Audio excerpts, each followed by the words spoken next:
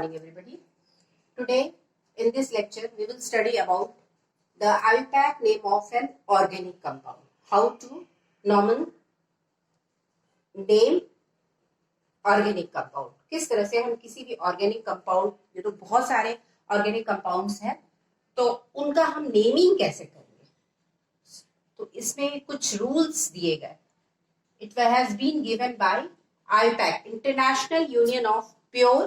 IUPAC का full form है international union of pure and applied chemistry के द्वारा कुछ रूल को कोड किया गया. ठीक है, लिखा दिया गया.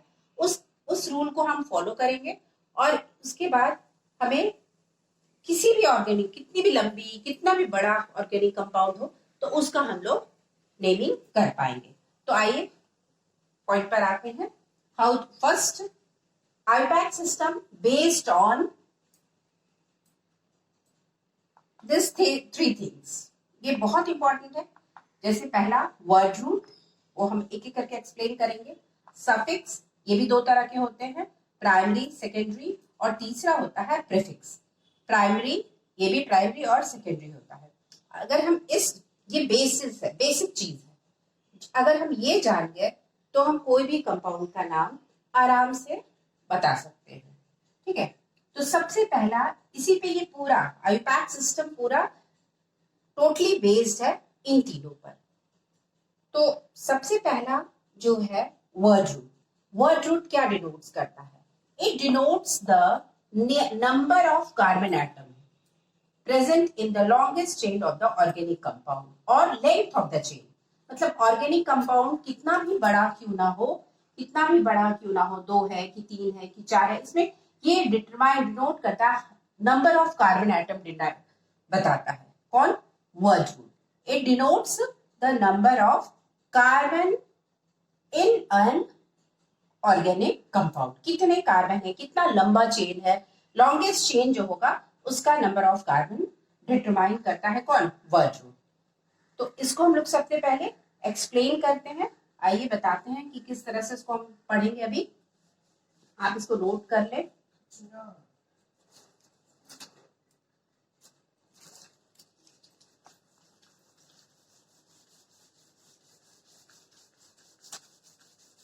Word root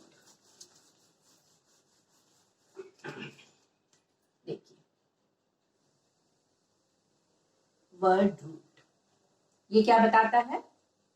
denotes number of carbon atom.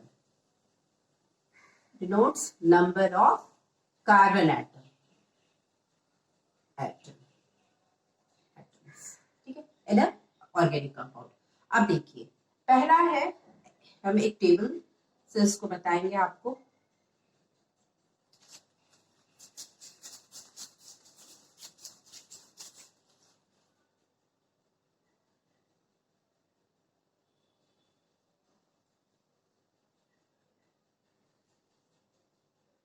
Length of chain.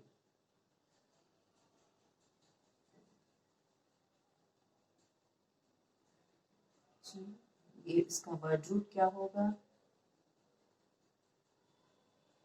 फिर लेंथ ऑफ चेन, और ये वर्ड रूट. ठीक है, देखिए इसका सबसे पहला मेंबर जो होता है वो होता है मिथ. इसको हम लोग बोलते हैं एक का, जब कार्बन नंबर 1 होगा तो उसको हम क्या बोलेंगे? मिथ. इसका नाम हो गया मिथ. ये वर्ड रूट है. ठीक है, इसको आपको याद करना पड़ेगा. अगर कार्बन नंबर 2 है तो इथ. अगर 3 है कार्बन नंबर प्रॉप. अगर 4 है तो ब्यूट. अगर कार्बन 5 है पेंट. 6 है तो हेक्स. 7 है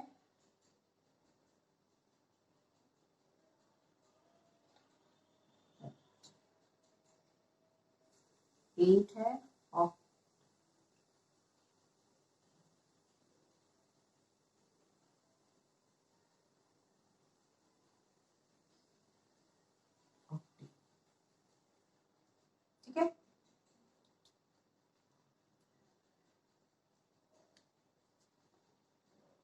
तो इस तरह से हम लोग, आप लोग याद कर लेंगे इसको और नोट डाउन कर लेंगे कि अगर कार्बन नंबर कोई भी कंपाउंड में एक ही होगा तो उसका हम स्टार्टिंग, उसका वर्ड रूट क्या होगा, मिथ।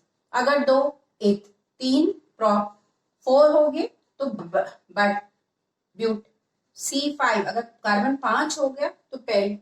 इस तरह से आप इसे लिख लेंगे और याद कर लेंगे। ओके, तो ये डिटरमाइन करता है वर्ड रूट। अब हम लोग सेकंड पॉइंट में जब हम लोग बताएंगे आगे क्या किस तरह से हम नेमिंग करेंगे तो उसमें हम लोग इसका यूज करेंगे। ओके, अब आ गया आपका सफिक्स। क्या होता है सफिक्स? सफिक्स इसमें भी दो तरह के होते हैं, एक होता है प्राइमरी सफिक्स,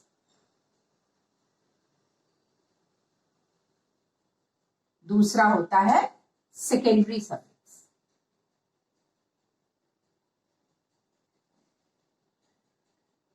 ठीक है, अब देखिए प्राइमरी सफिक्स क्या हमें बताता है, नंबर ऑफ सैचुरेशन या डिग्री ऑफ सैचुरेशन बताता है कि कंपाउंड सिंगल बॉन्ड अगर रहेगा तो हम इसे क्या बोलेंगे, ANE। लास्ट में हम लोग उसको, सफिक्स क्या होता है, सफिक्स में जब वर्ड्स होते हैं, मान लीजिए कोई भी वर्ड होता है जैसे मिथेन है, ठीक है, मिथेन है, तो इसमें ये सफिक्स हो गया और ये प्रीफिक्स हो गया। ओके, तो ये ANE ये सफिक्स हो गया। ओके, ये सफिक्स हो गया। तो हम लोग जब सिंगल बॉन्ड होगा तो क्या लगाएंगे, एन। ओके, जब ये डिग्री ऑफ अनसैचुरेशन, यानी अनसैचुरेशन का मतलब डबल है, सिंगल है, ट्रिपल बॉन्ड है, क्या वो बताता है, कौन सा, प्राइमरी प्रीफिक्स। इसको हम लोग डिनोट करते हैं, अगर सिंगल बॉन्ड होगा तो एन, अगर डबल बॉन्ड होगा तो इन, और अगर ट्रिपल बॉन्ड हो गया तो हम लोग आइन, आइन से डिनोट करते हैं।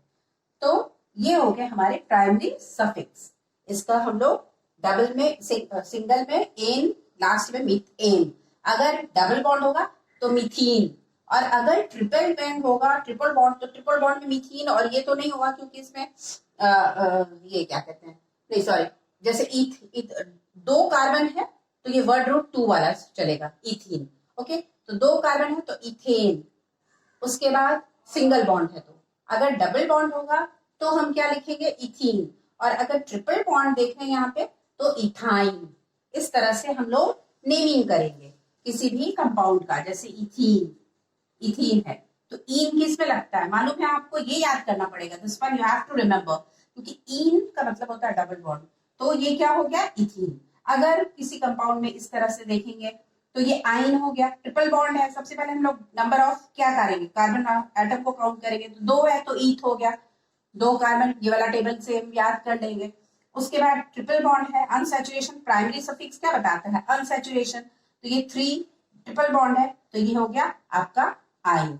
तो इस तरह से प्राइमरी सफिक्स हम लोग को क्या बताता है कि unsaturation in an compound, compound में कितना सिंगल बॉन्ड है, डबल है या ट्रिपल बॉन्ड है। ठीक है, अब हम लोग सफिक्स, सेकेंडरी सफिक्स, ठीक है, सेकेंडरी सफिक्स क्या डिनोट करते हैं, it indicates the functional group. ये क्या बताएंगे आपको, द फंक्शनल ग्रुप,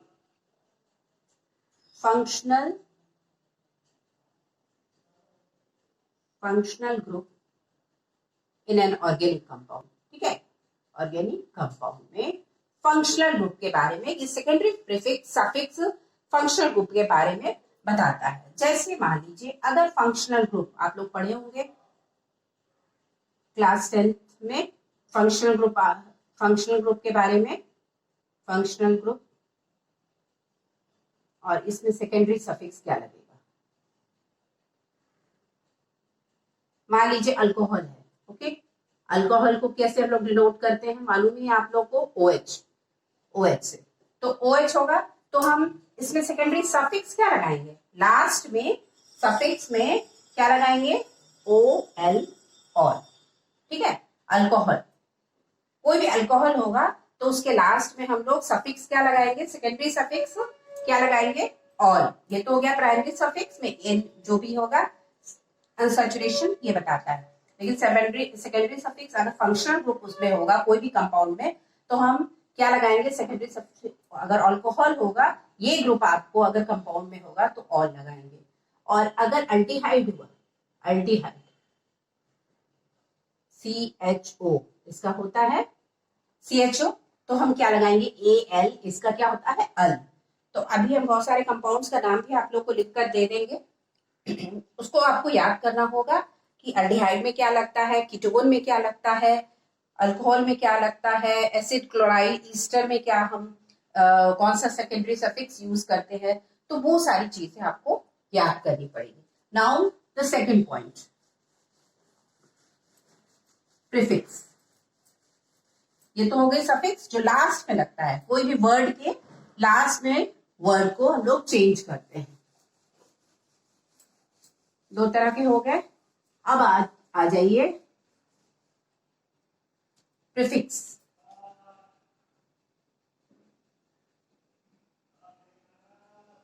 प्रीफिक्स में इन केस ऑफ, अब हम लोग साइक्लिक कंपाउंड आप लोगों ने पढ़ा होगा।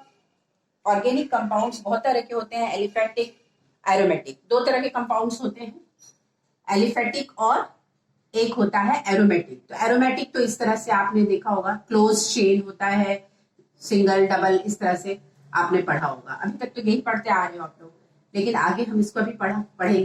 पहले एलिफेटिक। तो एलिफेटिक कंपाउंड्स जो होते हैं दो तरह के होते हैं, एक तो खुला हुआ स्ट्रेट या ब्रांच होगा, इस तरह से होगा, और एक होता है साइक्लो, यानी साइकिल की तरह, जैसे कार्बन एक यहाँ यहाँ यहाँ, ये तीनों, ये क्लोज्ड स्ट्रक्चर जो होता है एलिफेटिक कंपाउंड का, इसको हम लोग बोलते हैं साइक्लो। तो प्राइमरी प्रीफिक्स क्या बताता है कि कंपाउंड इज इट साइक्लो या एक खुला चेन है, ठीक है। तो यानी हम लोग साइक्लो कब ऐड करेंगे, जब पेरेंट कंपाउंड अगर साइक्लिक फॉर्म में होगा, जिस इस तरह से होगा, या फिर अगर मान लीजिए इस तरह से, ये हमने स्केलेटन स्ट्रक्चर बनाया है, आपको इसका वैलेंसी को सेटिस्फाइड कर देना है। CH2 यहाँ पे होता है, H2 CH2, इस तरह से। तो ये साइक्लो कंपाउंड्स है, ठीक है। और खुला जैसे नॉर्मल कंपाउंड्स इस तरह से हो गया, अगर 4 है तो 4 कंपाउंड, और फिर इसमें आप वैलेंसी को सेटिस्फाइड हाइड्रोजन लगाते चले जाइए, ठीक है। तो ये हो गया ओपन चेन, ये हो गया क्लोज चेन। क्लोज चेन को हम लोग इससे डिनोट करते हैं साइक्लिक। तो प्राइमरी प्रीफिक्स में हम लोग प्राइमरी यानी आगे में लगता है, ये प्राइमरी प्रीफिक्स कोई भी कंपाउंड होगा, मान लीजिए ये क्या है साइक्लो 1 2 3 किसको होता है प्रोपेन का, तो प्रोपेन, और इसके आगे प्रोपेन सफिक्स हम लोग यहाँ जोड़ते हैं, यहाँ सिंगल बॉन्ड है तो यहाँ पे हमने सिंगल बॉन्ड है तो एन लगा दिया। अब ये कंपाउंड चूंकि साइक्लिक है तो यहाँ पे हम लोग क्या लगा देंगे प्रीफिक्स, यानी पहले लगता है साइक्लो, ओके। तो ये हो गया आपका साइक्लो प्रोपेन। साइक्लो इसको क्या बोलेंगे, 4 कार्बन है तो cyclo butane, okay. Now the next secondary prefix, क्या ये इंडिकेट करता है कि सब्स्टिट्यूशन ऑफ ग्रुप। अगर मान लीजिए इसके जगह पे कोई क्लोरीन आता है, अगर हम लोग इसके जगह पे क्लोरीन रख देते हैं, एक हाइड्रोजन को हटाकर एक क्लोरीन डाल देते हैं, तो ये क्या हो गया क्लोरो साइक्लोब्यूटेन। ये क्लोरो है ना, तो ये क्लोरो हो गया। और मान लीजिए ये रहने देते हैं इसको, चलिए इसको बिटा के हम फ्रेश करके बताते हैं तो ज्यादा क्लियर होगा। साइक्लो प्राइमरी प्रीफिक्स तो समझ में आ गया। अब आप secondary prefix, okay. Secondary prefix क्या होता है, सेकेंडरी प्रीफिक्स में हम लोग क्या करते हैं, मान लीजिए कोई कंपाउंड है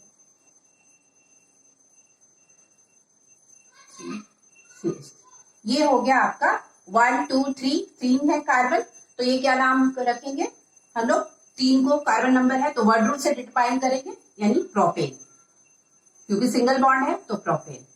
अब मान लीजिए इसके जगह पे हमने एक हाइड्रोजन को हटा के एक क्लोरीन डाल दिया, सब्स्टिट्यूट कर दिया।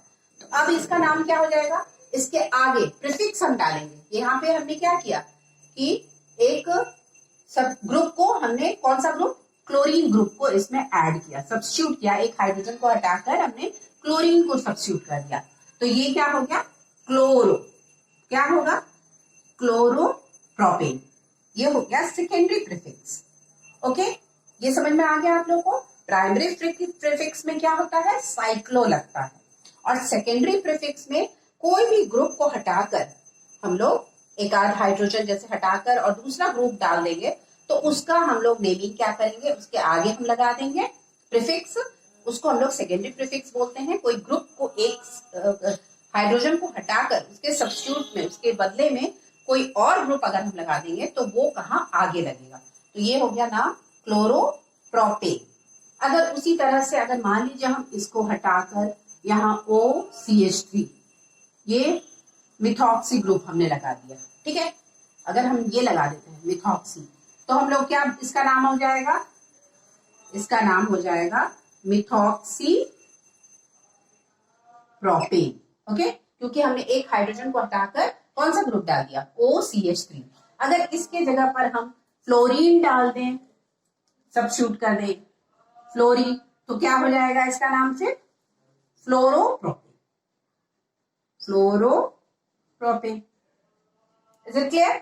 तो ये सफिक्स, प्रीफिक्स मतलब पहले, कोई भी कंपाउंड के पहले लगाते हैं, और यहां पर सफिक्स हमने पढ़ा बाद में, यानी हम कोई भी कंपाउंड के बाद में, जैसे ये ANE, ये क्या डिटरमाइन करता है, सिंगल बॉन्ड। और अगर यहाँ फंक्शनल ग्रुप अगर कोई ऐड हो जाता है, इसमें कोई भी हम लोग मान लीजिए OH डाल देते हैं, ओके, तो ये अब क्या हो जाएगा, इसका नेमिंग हम कैसे करेंगे, ये फंक्शनल ग्रुप है तो हमने बताया ऑल, तो प्रोपेन E को हटा के, सफिक्स है ना, ये सफिक्स है, सफिक्स यानी बाद में लगता है, तो OL लगा देंगे, तो ये हो गया आपका प्रोपेनॉल। और किस पोजीशन, आगे पढ़ेंगे हम लोग रूल में, 1 2, तो 2 प्रोपेनॉल, या प्रोपेन 2 ऑल, ऐसे करके ये आगे हम आपको सिखाएंगे रूल में। Okay, I hope you like this video. इसको अपलोड कर ले, नेक्स्ट लेक्चर में आपको हम सिखाएंगे और भी रूल वगैरह बताएंगे। Thank you, please subscribe if you like the video. Thank you.